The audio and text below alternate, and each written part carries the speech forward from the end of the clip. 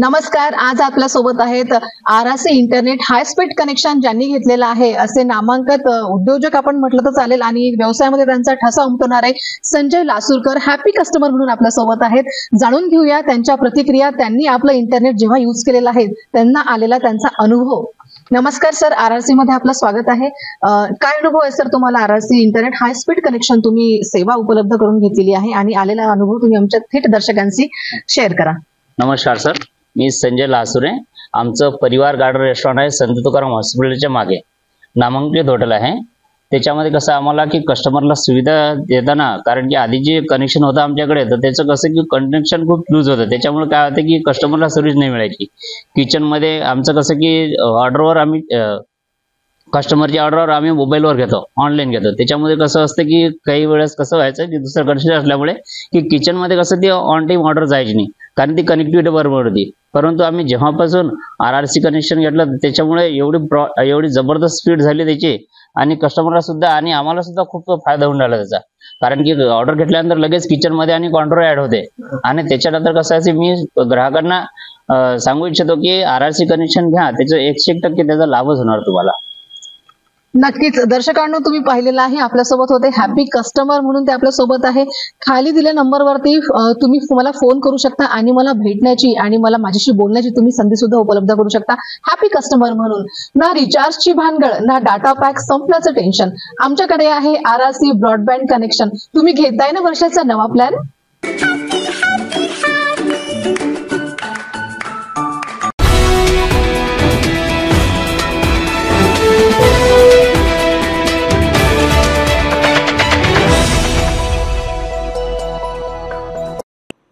नमस्कार. आरआरसी नेटवर्कच्या लेटेस्ट बातमीपत्रात आपले स्वागत. अशा आहेत आजच्या हेडलाईन्स. हेडलाईन्स प्रस्तुत करता the smart electronics mall, MV sales, Kholeshwar road, Akola. अच्छा प्रोडक्ट, अच्छी क्वालिटी.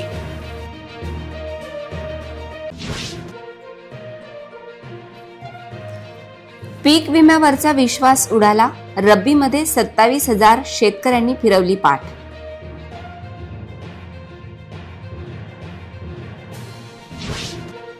लोकांचे गडे कापल्यावर प्रशासनाला येईल का जाग? शहरात मोठ्या प्रमाणात नायलॉन मांजा विक्री.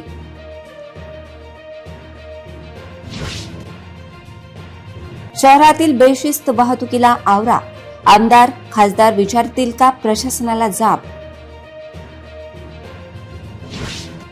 अकोल्यात अजून किती बांगलादेशी नागरिक? बांगलादेशी नागरिकांना आश्रय देणाऱ्यांवर कारवाई करा. कृषी विद्यापीठातील ॲग्रोटेक प्रदर्शनाला तुफान गर्दी. शेतकरी, महिला आणि युवकांचा उत्स्फूर्त प्रतिसाद.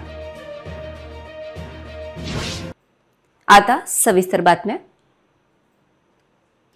खरीप हंगामाप्रमाणे रब्बी हंगामातही शेतकऱ्यांना प्रधानमंत्री पीक विमा योजनेत केवळ 1 रुपयामध्ये सहभाग घेता आला. परिणामी यंदा रब्बी हंगामात 64,271 शेतकऱ्यांनी पीक विमा योजनेत सहभाग घेतला असून 1,04,929 विमा क्षेत्र संरक्षित झाले आहे. गतवर्षी रब्बी 2023-2024 मध्ये 91,742 शेतकऱ्यांनी सहभाग घेतला होता. यंदा 2024-25 मध्ये मात्र 64,271 शेतकऱ्यांनी सहभाग नोंदविला असून गतवर्षीच्या तुलनेत 27,471 शेतकरी यंदा घटले असल्याची माहिती आहे. पिकांच्या नुकसानीनंतर क्लेम केल्यानंतर सुद्धा विमा मंजूर होत नसल्याने अनेकांनी पाठ फिरविल्याचे चित्र आहे. पिकांच्या पेरणीपासून पीक काढणीपर्यंतच्या कालावधीत गारपीट, अतिवृष्टी, महापूर, चक्रीवादळ, पावसातील खंड आदी नैसर्गिक संकटांमुळे पीक उत्पादनाची हानी होऊन शेतकऱ्यांना मोठ्या प्रमाणात नुकसान झाले. यंदा जिल्ह्यातील 64,271 शेतकऱ्यांनी रब्बी पीक विमा योजनेत नोंदणी केली. यामध्ये कर्जदार 1,326 तर बिगर कर्जदार 95,235 शेतकऱ्यांचा सहभाग असून 1,04,929 हेक्टरवर क्षेत्र संरक्षित करण्यात आले. पीक विमा योजनेत नोंदणीकृत शेतकऱ्यांचा विमा हप्ता राज्य सरकार व केंद्र सरकारच्या माध्यमातून देण्यात येतो. जिल्ह्यात यंदा रब्बीने सरासरी ओलांडली आहे. यंदा 1,30,188 हेक्टरवर पेरणी झाली असून त्याची टक्केवारी 107.50 एवढी आहे. हरभरा, गहू, मका व ज्वारी पिकांचा यंदा रब्बीमध्ये समावेश आहे. नायलॉन मांजेविरोधात 2 कारवाया करत महापालिका व पोलीस प्रशासनाने कारवाई थांबविली आहे. दरम्यान शहरात सर्रास नायलॉन मांजा विक्री वाढली असून संक्रांतीपर्यंत किती लोकांचे गळे कापल्यावर कारवाई होईल असा प्रश्न विचारला जात आहे. शहरात सर्रासपणे नायलॉन मांजा लावून पतंगबाजी केली जात असून जानेवारी महिन्यातील हा उत्सव पाहता पतंगबाजीला आता रंग चढू लागलाय.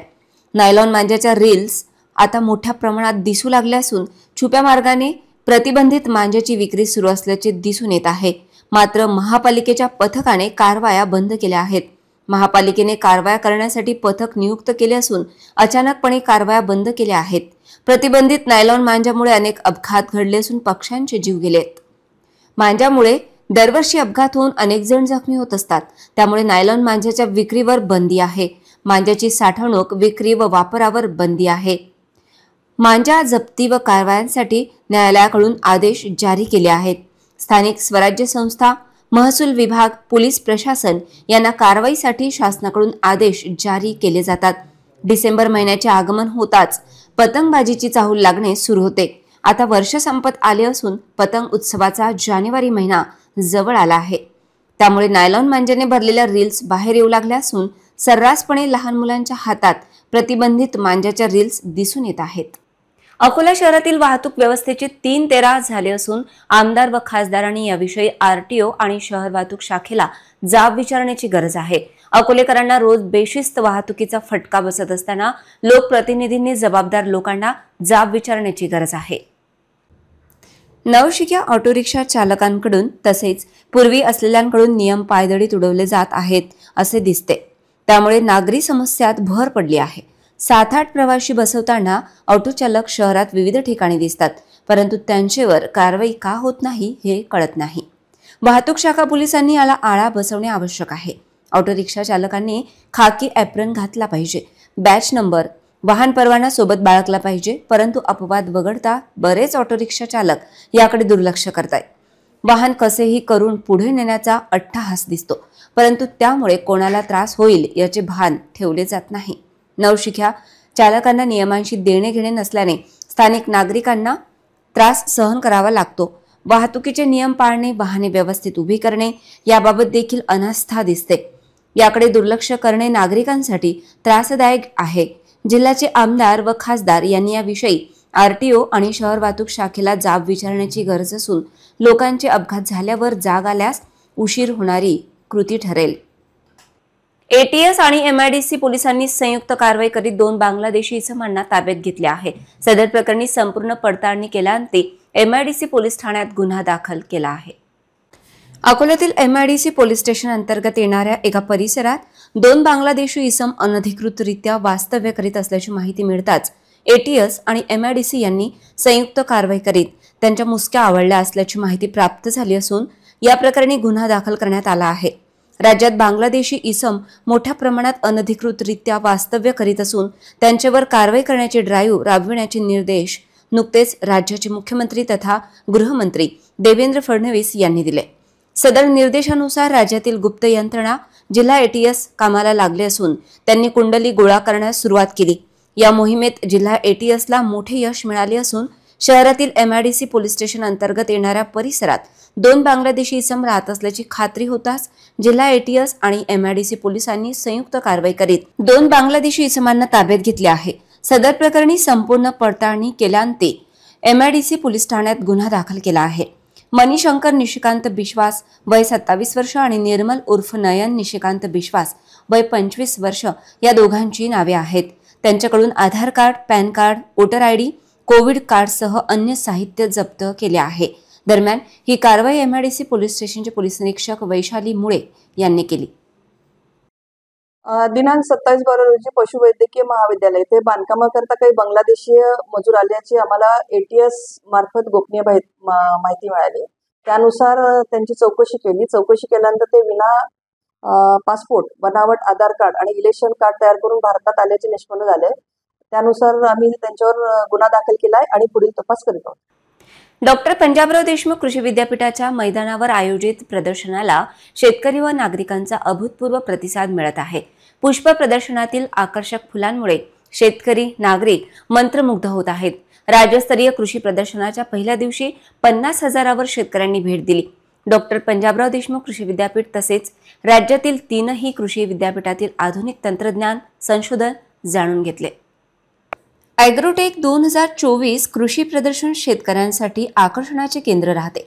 उद्यान विभागाच्या दालनात विद्यापीठाने विकसित केलेल्या फळे, फुलांच्या जाती, भाज्या शेतकरी विद्यार्थी यांचे लक्ष वेधून घेत आहे. वनविद्या महाविद्यालयाच्या हॉलमध्ये वनविद्या तसेच अखिल भारतीय समन्वित कृषी व वनशेती अनुसंधान परियोजनेद्वारे बांबूच्या विविध जाती प्रदर्शित केल्या आहेत. शेतकऱ्यांना व्यावसायिक शेतीविषयी माहिती दिली जात आहे. प्राकृतिक शेतीचे मॉडेल तयार करण्यात आले आहेत. वनस्पती रोगशास्त्र विभागाच्या दालनात जैविक औषधे, तणनाशके पाहण्यासाठी व विक्रीसाठी उपलब्ध आहेत. मृद विज्ञान विभागाकडून मातीचे विविध नमुने मांडले आहेत. प्रदर्शनात विविध खाद्यपदार्थांचे स्टॉल लागले आहेत.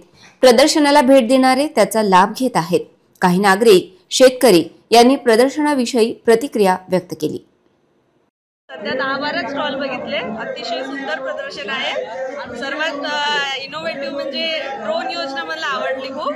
आणि आता त्यांनी त्या ओनरने डेमो पण सुद्धा करून दाखवलाय. उंचावर ड्रोन उडवलं होतं. पहिल्याच वेळेस बघितलं ड्रोन वरून. इकडे कुल्फीच्या व्हेरायटी आहेत. पेरू कुल्फी, जामुन कुल्फी, सीताफळ कुल्फी, हे सुद्धा आवडलंय. आणि भरपूर प्रदर्शन आहे. अख्खा दिवस लागेल बघायला. छान आहे. अतिशय चांगल्या प्रकारे या ठिकाणी शेतकऱ्यासाठी म्हणजे सुविधा आणि शेतीला पोषक असलेलं असं या ठिकाणी सर्व सुविधा उपलब्ध केलेल्या आहे. शेतकऱ्यांनी या प्रदर्शनाचा लाभ घेऊन येत्या मोसममध्ये शेती कशा पद्धतीनं चांगल्या प्रकारे आपण आपल्या शेती पिकवू यासाठी सगळे अवजारे या ठिकाणी उपलब्ध करून दिलेले आहेत. मी आपल्या पंजाबराव कृषी विद्यापीठाचं हे पाहिलं आहे कृषी प्रदर्शन. यामध्ये शेतीविषयक माहिती भरपूर मिळाली. ट्रॅक्टरचे सर्व स्पेअर पार्ट पाहायला मिळाले. भाजीपाला सर्व पाहण्यात मिळाला.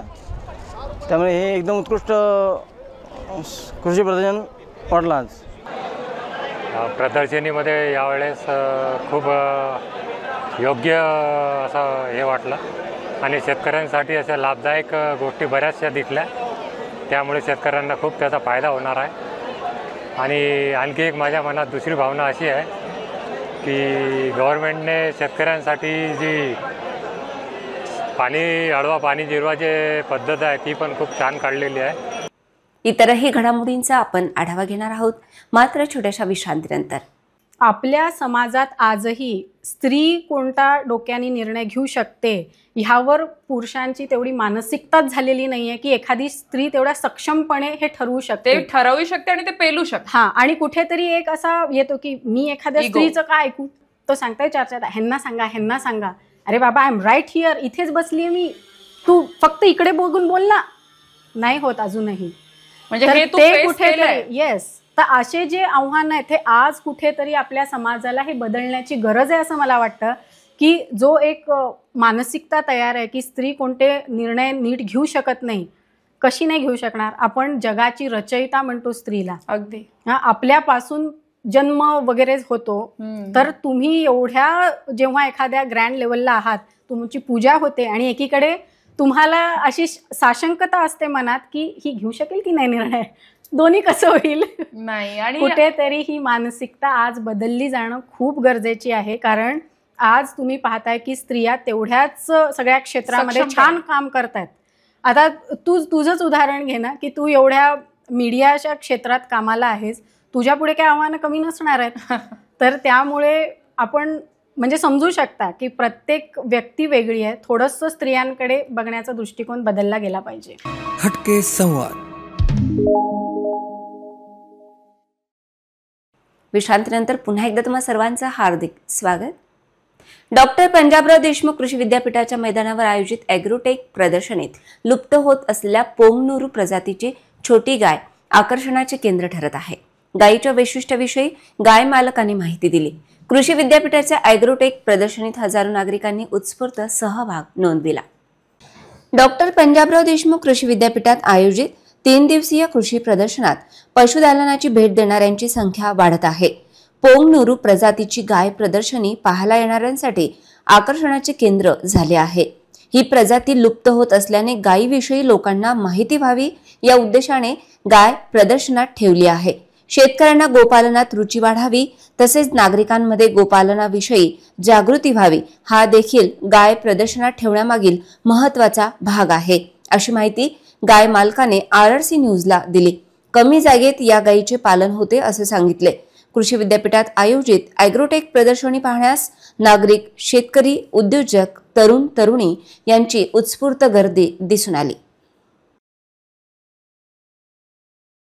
ही गाय भारतातली सगळ्यात छोट्या प्रजातीची गाय आहे आणि हिची उंची 24 ते 36 इंचापर्यंत असते. वजन 100 ते 150 किलोपर्यंत असते. दुधाची कॅपॅसिटी सकाळ संध्याकाळ 1 ते 1.5 लिटरपर्यंत असते आणि अत्यंत कोण्याही परिस्थितीत काकट अशी राहणारी गाय आहे. साध्या चाऱ्यावर सुद्धा राहू शकते आणि ही गाय म्हणजे भारतातून नामाशीच होत चालली होती, विलुप्त होत चालली होती. आता आंध्र प्रदेश हिच्यावर रिसर्च सेंटर काढलेलं आहे. तर जवळपास भारतात फक्त हे 700 ते 800 गायी मूळ राहिलेल्या आहेत म्हणजे प्युअर जातीच्या. याच्यावर काम करून या गाडीला म्हणजे वाढवायची आहे याची प्रजाती. आणि ही गाय कशी शहरात जी जागा कमी असते तर तिथं लोक मॅनपॉवरमुळे किंवा पैसा म्हणजे कमर्शियलमुळे किंवा जागेमुळे ज्या गायी पाळू शकत नाही तर त्याला ऑप्शन म्हणून ही गाय आहे. कमीत कमी जागेत कमीत कमी खर्चात ही गाय राहू शकते आणि कोणत्याही वातावरणात 10 म्हणजे तापमानापासून तर 45पर्यंत मी 2.5 वर्षापासून मी अकोला वागवत आहो. मला आजपर्यंत 1 रुपयाची गोळी औषध लागलेलं नाही आहे आणि अत्यंत काकट अशा प्रजातीची जात आहे. फक्त कशी तिची साईज लहान आहे त्याच्यामुळे तिला थोडंफार जपावं लागते. बाकी तिला दुसरा काही औषध काही दुखणं वगैरे काहीच नाही. डॉक्टर पंजाबराव देशमुख कृषी विद्यापीठाच्या प्रांगणात कृषी प्रदर्शनात उसळलेली गर्दी पाहून चोर सक्रिय झालेले दिसतात. विदर्भ आणि राज्याच्या विविध भागातील शेतकरी, नागरिक कृषी तंत्रज्ञान जाणून घेण्यासाठी येत आहेत. एका शेतकऱ्याचे पाकिट मारले तसेच अशा घटनांची पुनरावृत्ती होऊ नये म्हणून या भागात पोलीस बंदोबस्त वाढवण्याची मागणी केली जात आहे. कृषी विद्यापीठाच्या प्रांगणात ॲग्रोटेक प्रदर्शन पाहण्यासाठी आलेले अकोट तालुक्यातील मनोज फुनकर नामक शेतकऱ्याचे पाकिट चोरीला गेले. गर्दीचा फायदा घेऊन 6,000 रुपये असलेले पाकिट मारले. MIDC पोलीस स्टेशनला त्यांनी तक्रार केली. प्रदर्शन स्थळी होणारी गर्दी पाहता पोलीस बंदोबस्त राहिला तर बदमाशांची हिंमत वाढणार नाही असे बोलले जात आहे. कृषी प्रदर्शनात वाढती गर्दी पाहता नागरिकांनी दक्षता घेण्याची गरज आहे. मौल्यवान वस्तू, सोन्याचे दागिने त्याचबरोबर महागडे मोबाईल या ठिकाणी नेऊ नये असे आवाहन करण्यात येत आहे. चोरट्यांपासून सावध राहण्याची गरज व्यक्त केली जात आहे. कृषी प्रदर्शनाची वाढती लोकप्रियता पाहता चोरट्यांनी हात सफाई सुरू केली आहे. अकोल्यात कृषी प्रदर्शनी चालू होती 27, 28, 29, 30 तारखेला. तर मी कृषी प्रदर्शनी पाहण्यासाठी आलो. तर मी जवळपास 11 वाजता आलो. 2:30 वाजताच्या दरम्यान माझं पैसे मारले गेले मागच्या खिशातले 6,000 रुपये. तर मग तिथून मी 5 मिनिटात पाहिला खिशाला हात लावून तर पैसे गायब झाले होते. तर मग तिथून आलो मी आपलं MIDC पोलीस स्टेशनला रिपोर्ट देऊन दिला. त्यांनी रिपोर्ट दर्ज केला तो. त्याच्यानंतर त्यांनी म्हणे बाबा मी चौकशी करून तुम्हाला कळवतो म्हणे. इतरही घडामोडींचा आपण आढावा घेणार आहोत मात्र छोट्याशा विश्रांतीनंतर. ना दर महिन्यात रिचार्जची भानगड ना डाटा पॅक संपण्याचं टेन्शन. आमच्या घरी आहे RRC ब्रॉडबँड कनेक्शन. तुम्ही घेतलाय काही वर्षाचा नवा प्लॅन?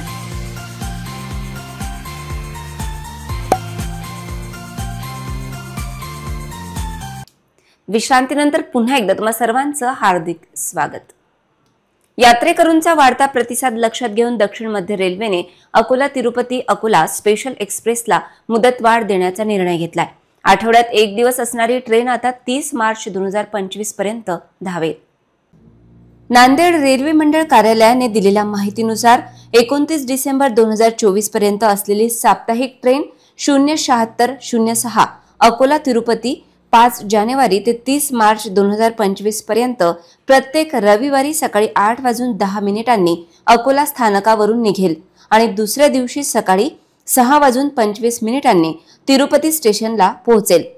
तर ट्रेन क्रमांक 07605 तिरुपती अकोला साप्ताहिक रेल्वे जी 27 डिसेंबर पर्यंत नियोजित होती ती साप्ताहिक गाडी आता 3 जानेवारी ते 28 मार्च 2025 दरम्यान प्रत्येक शुक्रवारी दुपारी 12:30 तिरुपती स्टेशनहून निघेल आणि दुसऱ्या दिवशी दुपारी 1:15 अकोला स्टेशनवर येईल.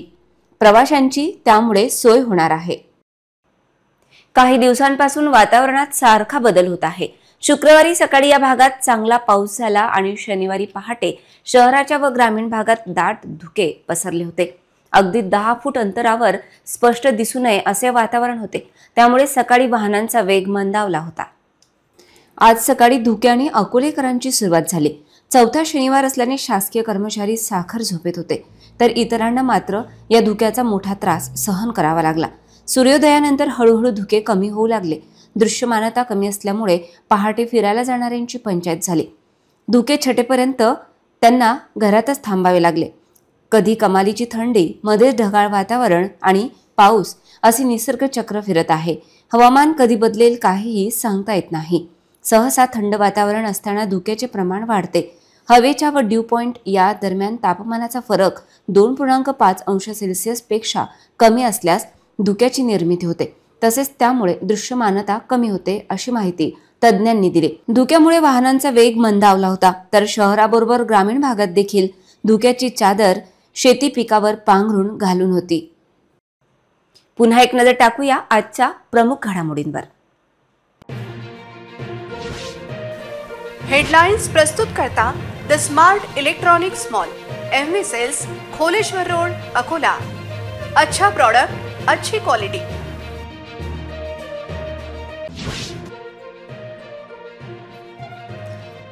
पीक विम्यावरचा विश्वास उडाला. रब्बीमध्ये 27,000 शेतकऱ्यांनी फिरवली पाठ.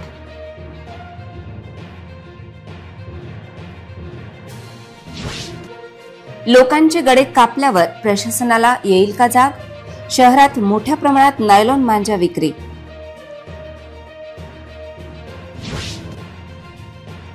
शहरातील बेशिस्त वाहतुकीला आवरा.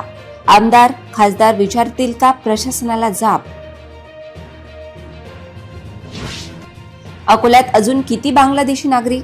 बांगलादेशी नागरिकांना आश्रय देणाऱ्यांवर कारवाई करा. कृषी विद्यापीठातील ॲग्रोटेक प्रदर्शनाला तुफान गर्दी. शेतकरी, महिला आणि युवकांचा उत्स्फूर्त प्रतिसाद. बातम्यांसाठी तुम्ही पाहत रहा RRC न्यूज. 2 लाखांपेक्षा अधिक दर्शकांनी RRC डिजिटल अकोला हे यूट्यूब चॅनल सबस्क्राईब केले आहे. तेव्हा तुम्ही कसली वाट पाहत आहात? तुम्ही पण सबस्क्राईब करा आणि बेल आयकॉन क्लिक करत RRCच्या बातम्या निरंतर पहा. तुमच्या मोबाईलवर नोटिफिकेशन मिळण्यासाठी सबस्क्राईब करा RRCचे यूट्यूब चॅनल. लाईक आणि फॉरवर्ड करा RRC डिजिटल अकोलाचे हे न्यूज बुलेटिन. पुन्हा भेटूया लेटेस्ट बातम्यांसह नवीन बातमीपत्रात. तोवर नमस्कार.